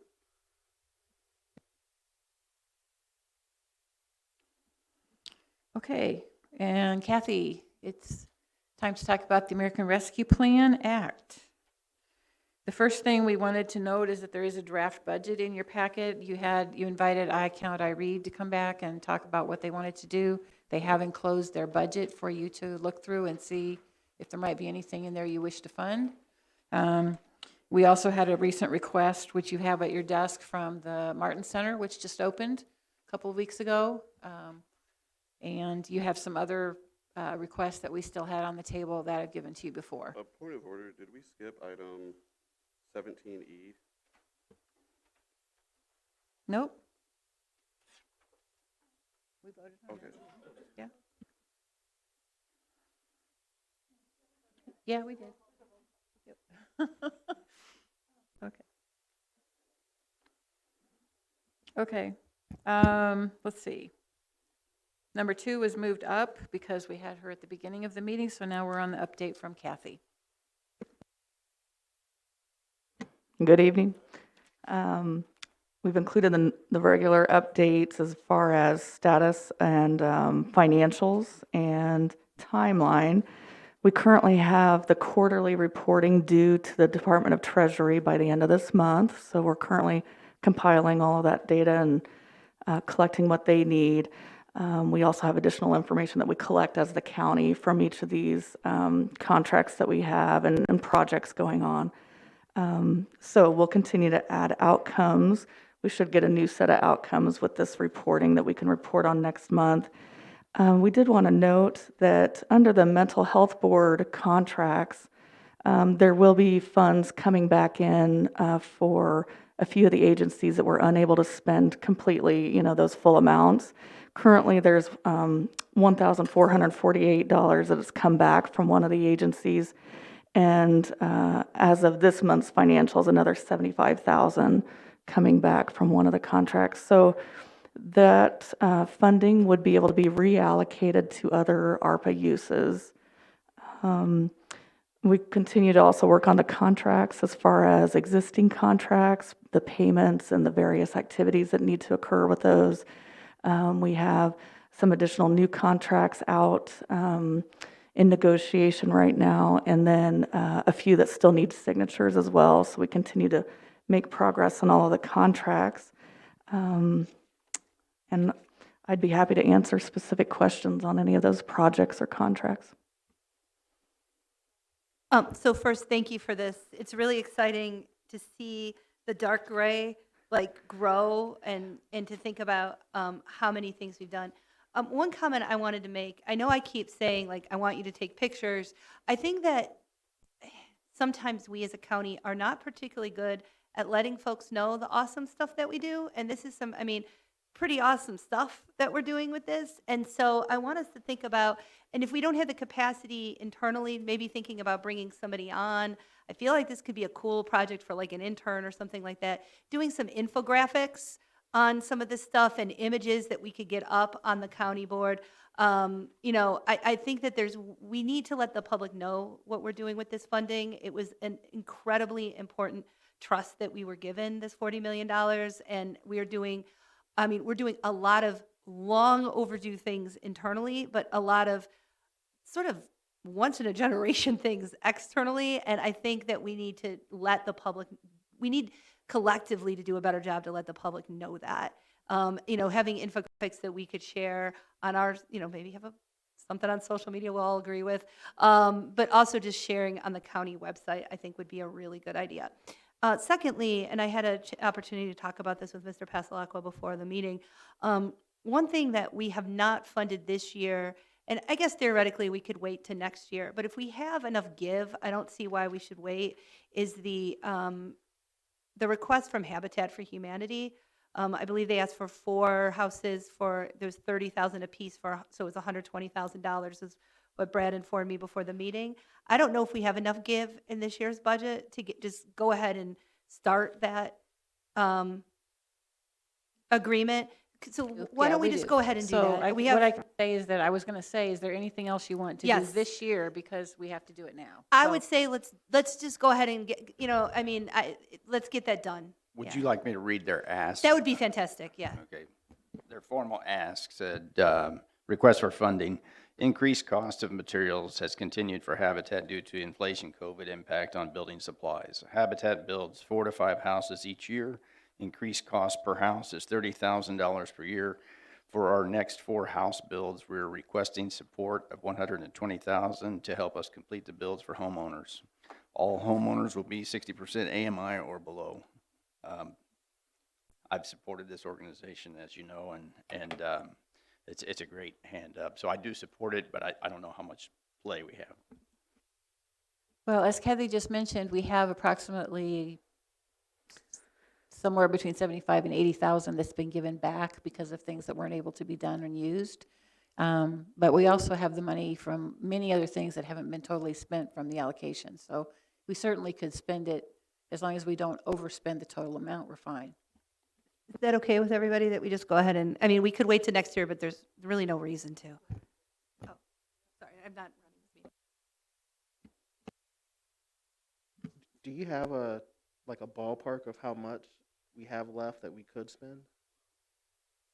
Yeah, in the budget that I gave you, there's a ballpark figure of what was unallocated money, which is, I'm thinking it was in the neighborhood of like $700,000. But there's also money that will be coming back from things that we're not totally able, we estimated, those numbers were estimated. So for example, the money that Kathy's talking about coming back was money that was given like right after we got it to the mental health board. And they said at the time, they didn't know if agencies would be able to spend it all, but they would grant it out in the hopes. And now they're starting to finish that year, and so they're starting to see some of it come back.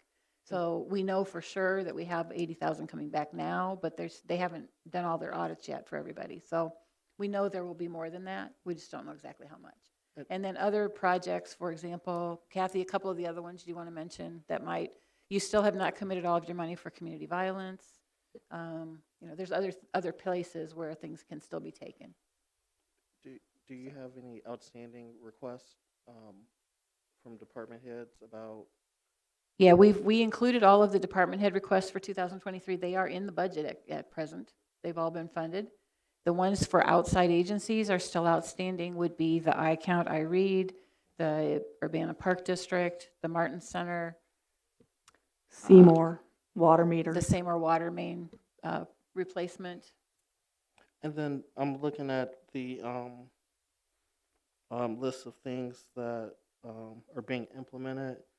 And I was hoping either you or Kathy could talk more about the rural water project funding in Penfield, Posodum, SVPWD, Triple Fork. you know, not everything, but could you just give maybe 3 examples of projects that were done that we funded? Well, all of them are currently in progress. Nothing's been completed yet. The Sangamon Valley Public Water District is doing their engineering work to extend water service to the houses affected by the gas leak. That's probably the one that's mostly progressing. Others are making improvements to their water systems, like the Village of Ludlow is currently in process of that. Yeah, others are getting their budgets finished and trying to get things underway. The Triple Fork Drainage District was repairing a spot up on the way to Rantoul. So I know with the Sangamon Valley Public Water District, they got some state money to help with the expansion, but like the Ludlow project you talked about and the Triple Fork project you talked about, did they have outside money to help with those Yeah, projects? Triple Fork, I believe, has a Village of Rantoul as part of their funding, and then Ludlow, I think, has an IRP loan, but I would need to double check and confirm that, yeah. I'm sorry, it's a USDA loan, not an IRP. I've already spoken, those two, Mr. McGuire and Mr. Summers, but then I actually have a question back on the water thing. All right, sorry, I tried. I just wanted to mention, that is the other thing that I think that's out hanging that we could potentially do this year is the Seymour issue. But I just wanted to remind your caucus, we're waiting to find out, because the rural districts, we said it was up to y'all, and we had the Tolono thing that is now on hold, and there's the question, do you want, I think we could just do the Seymour anyway, but we just need direction. Like, that's a decision of, because it's between, I think, 2 different districts. So I do think that's the other one that I'd like to get in, because we should just be able to tell them this year, yes or no. It's what was 60 grand? So if next time y'all meet as a caucus, if you could bring that up and try to come to a decision on that, that's the other one that I think we could get done this year. So the question on that one is, I believe Tolono's water district is being taken on by American Water, and so they will not be able to use the grant from us. And whether you want to reallocate that to Seymour, it's about the same amount of money, I think. So. I agree with Stephanie that we should try to reach out to those people and find out exactly what's going on before we make those decisions. Some of these projects, as I know from trying to purchase things for the university, it takes time. They're way back ordered on materials and for these projects, and saying that they have other funding. I understand that point, except some of those projects are far larger than what we're giving the communities. So we need to fund them. The other thing I want to kind of put in is talk about Martin Center, because that was something that was brought up before. It serves an underserved area of our community.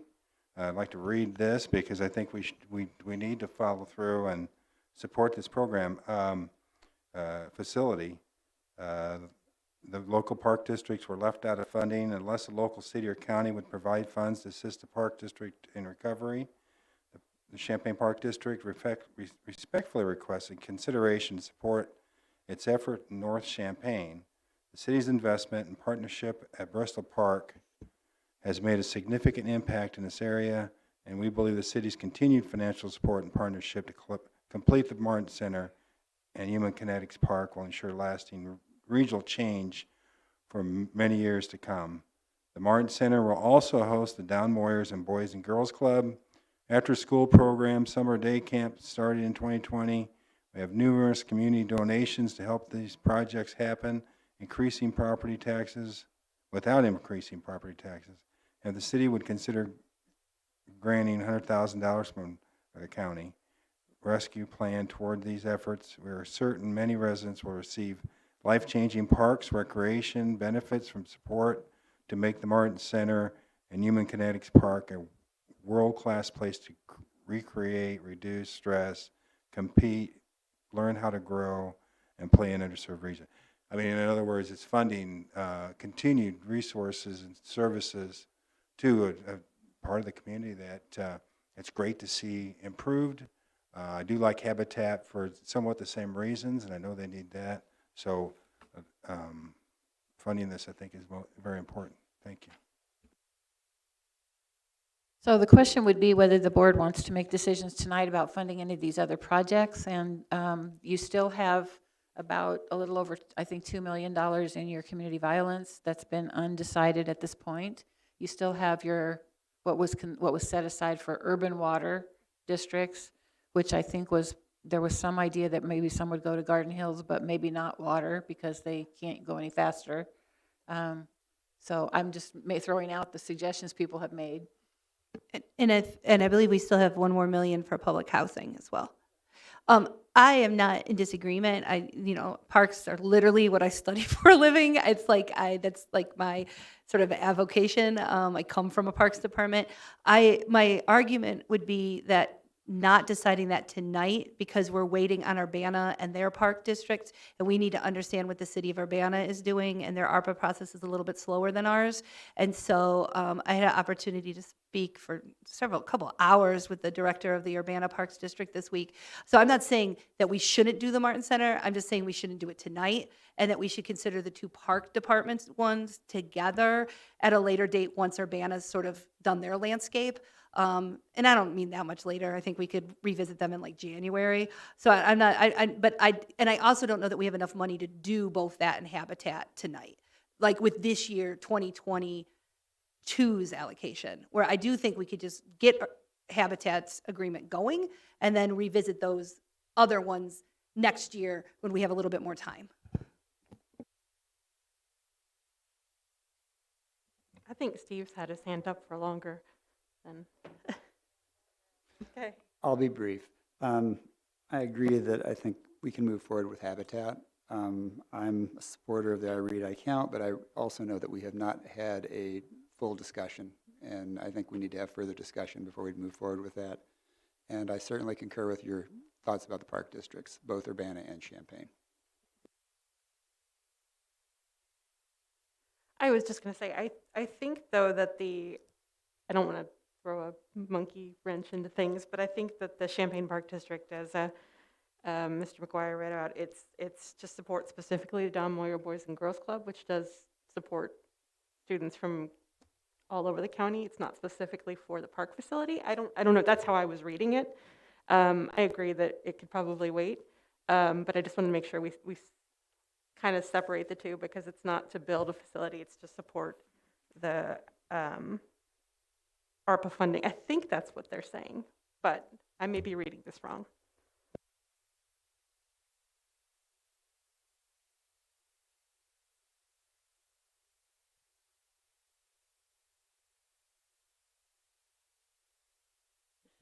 I was just wanting to remind folks about our unincorporated area in Dobbins Down that are also experiencing issues with lighting and drainage. And from my understanding, they're not included in the city plan, so they should be included somewhere in the county's plans. Just a little reminder with the extra couple of dollars we got. Thank you. So what I'm hearing is that you may want to go ahead with the Habitat proposal, but that's it for this year, and we'll wait till discussion next year for the other ones. Does that sound right for tonight? I mean, we still have December, I guess, but we don't really do a lot of business in December.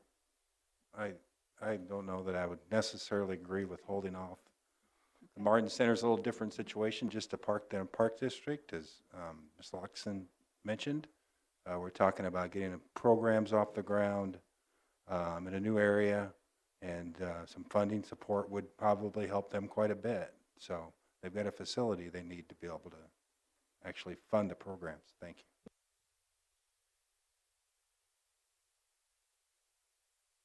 Do we have consensus on Habitat? Okay. All right, that's what we'll move forward with, and we'll have another discussion at the next meeting. Thank you. That said, we are now recessing because the public review of the budget is on file for the 2023 budget, and we are in review until the next meeting. Recess.